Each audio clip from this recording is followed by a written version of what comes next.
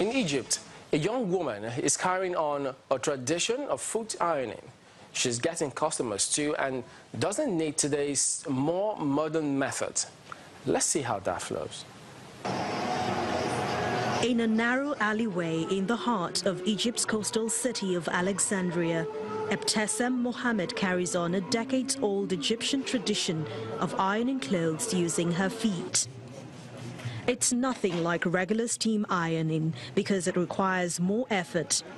Using a large hot metal slab which weighs nearly 40 kilograms with her feet, Ebtessem, a 45-year-old single mother, smooths out the creases in clothes.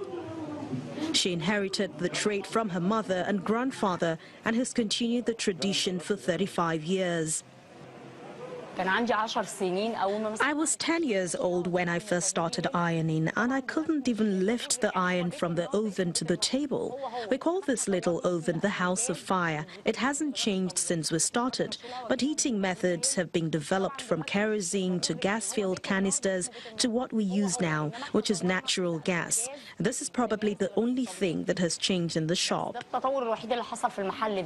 Handheld electric and steam irons may now be stiff competition, but according to Ebtessem, her technique is more efficient than regular irons because of the increased pressure and weight on the clothes.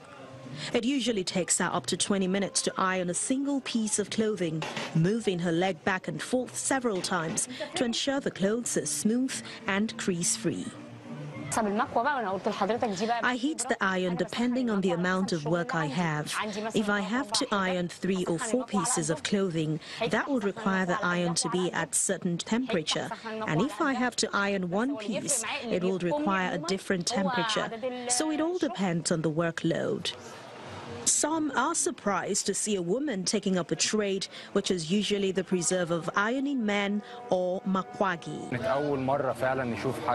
This was the first time for me to see a woman working in a foot iron. It's a very exhausting job, not only because the metal is heavy, but you also must deal with the fire, so she's very strong to be able to do this. Ebtessem's loyal customers say they prefer her method to the regular one. African-inspired looks hit the runways for this year's Africa Fashion Week in London. Mariama Diallo has that story. From eye-popping colors to stunning motifs and patterns, African designers showed their latest work in London. This year we've got over 50 designers in our selection, and we've got like 7 different countries represented from all over Africa that are really bringing the colour, the brand of Africa to this year at Freemasons Hall in London's Covent Garden. Many African designers are not shy about using their fashions to tell the stories of their tribes and cultures that influence their work, giving their clothing a unique identity. George Adesegun showed an intricate women's wear collection which draws on his Nigerian-British heritage. My collection is actually evolution, primitivism, couture, which is more or less the aesthetics of my aesthetics and my heritage and all that. I'm trying to bring those elements within my work that says exactly who I am and all that, because I'm British born, but I was brought up in Nigeria. The Evolution Primitivism collection print's inspiration comes from the Nsibidi African secret text featuring centuries-old symbols. Amid a rainbow of color, one designer's collection used just one color in the palette, gray, which also features clever reuse of materials.